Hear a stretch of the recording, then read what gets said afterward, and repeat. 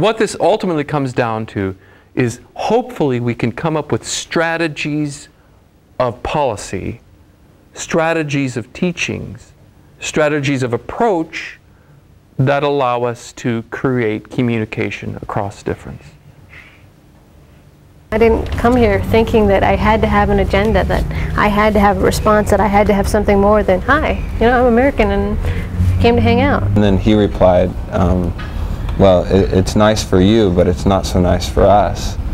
And I reflected on that as we left the house, and I just thought, you know, what could I have said differently?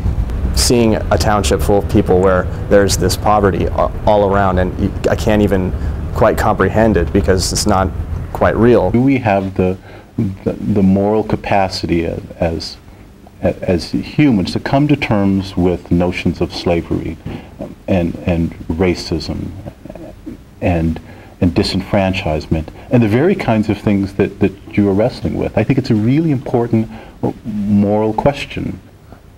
But what we are talking about, I think, are tourist relations that have occurred in the wake of a world structured by colonialism. And then we walked in, and I've never seen anything like that. So I must admit that I was skeptical about the idea of having students come from the University of Washington to the southern part of Africa, knowing something about the struggle that took place here.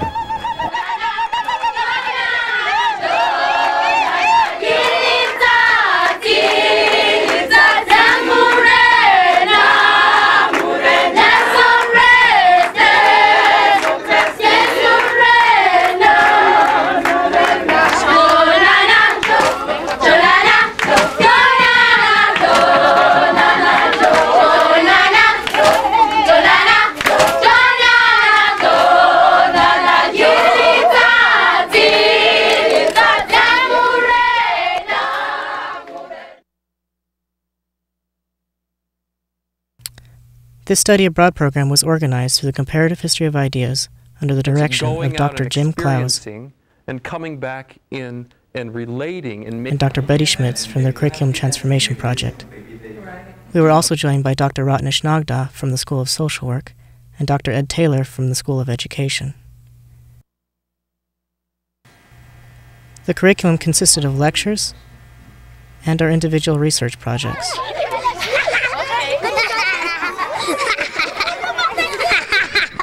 Give him space, give him space. Various South African scholars and professionals lectured in fields of education, history, political science, economics, and ethnomusicology.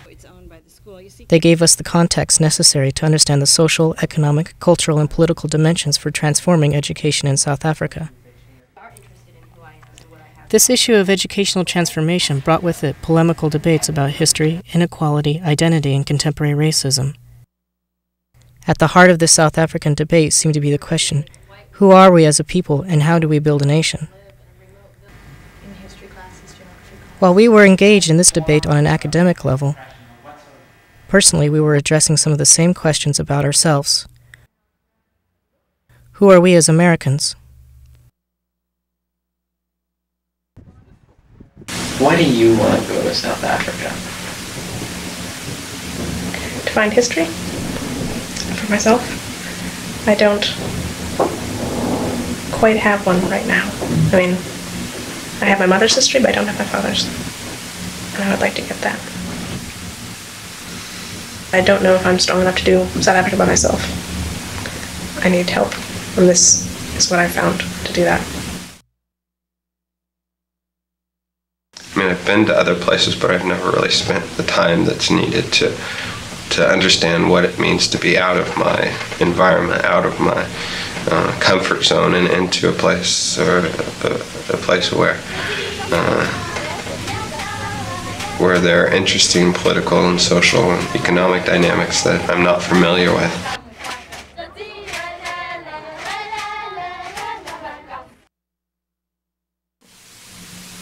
In some ways, South Africa represents it's like a goal for other industrialized country in terms of really looking at redistribution of land and wealth and resources and really integrating people into a mainstream culture and integrating everybody. I mean, South Africa is in a much stronger place right now than Black Americans were after the Civil Rights Movement. And this is just my perception of the situation. I'd probably go over there and get my mind totally blown and, you know, have to put myself back together again. But it's my perception of what's going on in South Africa. Just a really powerful time.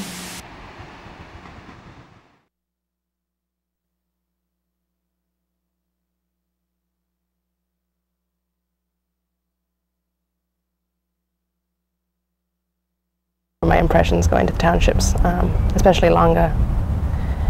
And I was really struck by the disparity between the way people dress and the way people act and the actual houses themselves. And it reminded me, it just gave me this image of my sister and I when we were kids back in Montana. We would build these houses for ourselves. It looked a lot like that. I mean, there was a lot of scrap wood on our property, and we would build ourselves cabins and have makeshift food containers and all the rest of it. And that was an impermanent state for me. And it was almost impossible to believe that this was the way these people had to live forever, or until something really significant changed. And I just, it didn't seem real to me, just because they seemed to take it lightly, almost, as if it didn't make a difference in their conception of themselves. They did not look like their houses did. At least a lot of people I saw, the woman we talked to where we were drinking the beer, etc. She was well taken care of. She spoke English really well. She was having fun joking with us. It was just a strange experience. That's about it, though.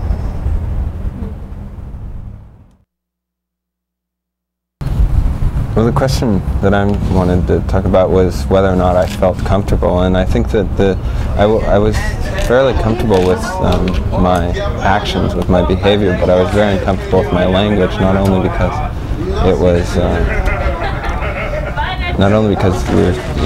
English wasn't the language that was being spoken there, but because when I was asked how I felt, what I thought of it, and I just sort of blurted out, "It's nice." But I felt really, and then he replied, well, it's nice for you, but it's not so nice for us. And I reflected on that as we left the house, and I just thought, you know, what could I have said differently? You know, if I'd said, well, it's, you know, horrible, look at these conditions you're living in, I don't know how I could have reconciled that with any sort of hope that he might have had, or any sort of way he would have had to get out of that condition. That radical shift of space and of living conditions and every facet of his life that's so different, and it's so different that I can't even speak about it. I can't even develop any sort of way to express myself. On my left-hand side, those houses, those were migrant laborers. And it's not until I sit back and reflect out of that environment that I'm able to regain my language. And so I thought that was an interesting thing, how that radical shift just took my language away. And you know, I was thinking back to, like, as we drove through the townships, you know, we were in our little bus and, you know, we didn't get out, we were just kind of looking at things. I remember when it stopped in Langa and we were going to get out and we were going to taste the beer. I remember Frank getting out of the car and everyone in the car just kind of sitting there for like 4 or 5 seconds. I remember feeling, God, I don't want to get out of the car. I mean, because what's outside the car? You know, how am I going to interact with people? You know, how are they going to view me? But of course, I eventually got out of the car. I remember just kind of standing and feeling really foreign and just really conspicuous.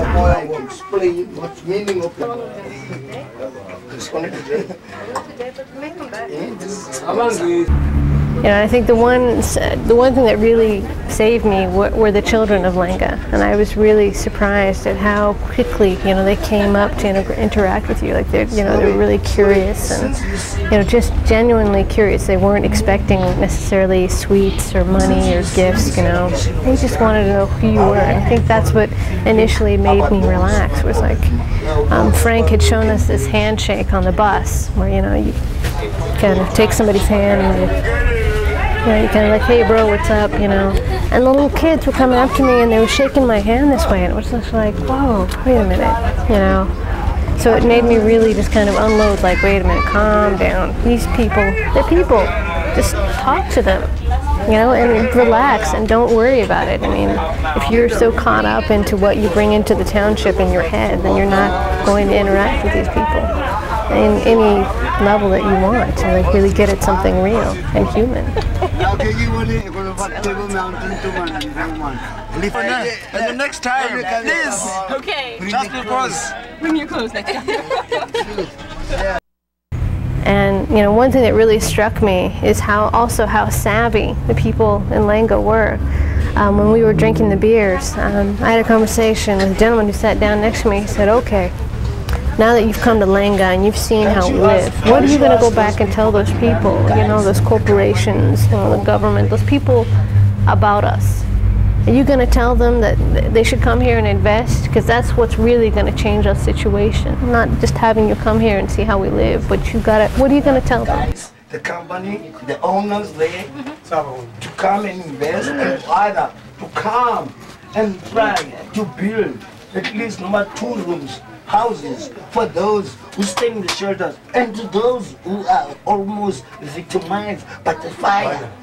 Because once these shelters burn, this one, and this one. I just remember sitting there flabbergasted going,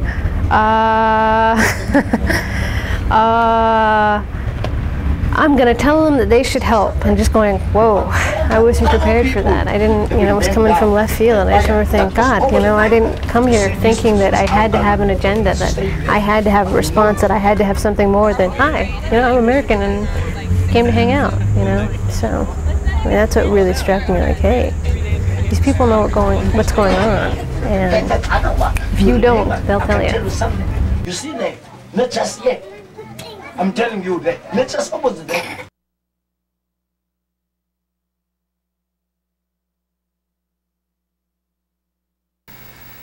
Kind of set it in our own context, maybe see some of those same patterns that slavery has left, on our culture, and the issue of identity in America, and how relevant it is still in today, no matter how much time has passed, how much we still need to resolve certain issues and deal with a lot of pain, and which we have not dealt with, because it's so much easier for us to go to another country, and to say, oh God, I was there, I just felt the pain, and I really felt like I was helping out, well, there's so much you have here that you need to do, and I don't want to be one of those people that are like, oh yeah, I have their artifacts in my house, and I've been to Africa, and,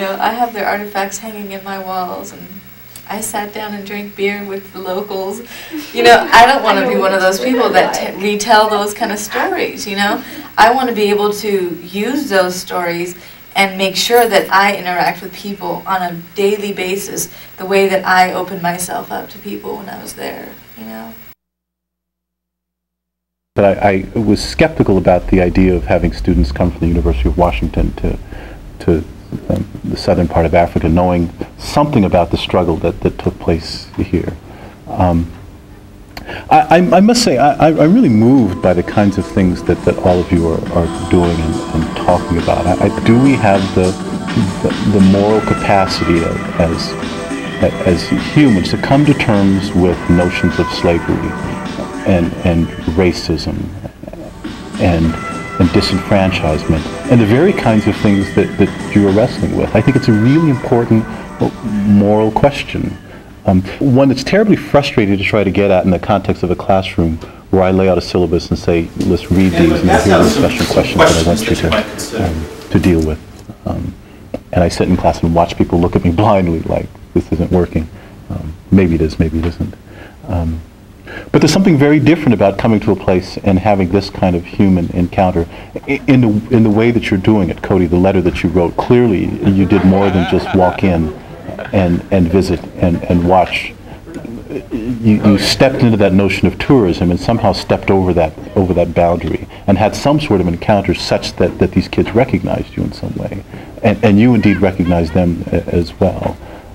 So listening to this kind of struggle, it really makes me proud, makes me excited, and it challenges me to think about how to tell this story, and whether I should tell the story. It's hard to explain this constant reconciliation of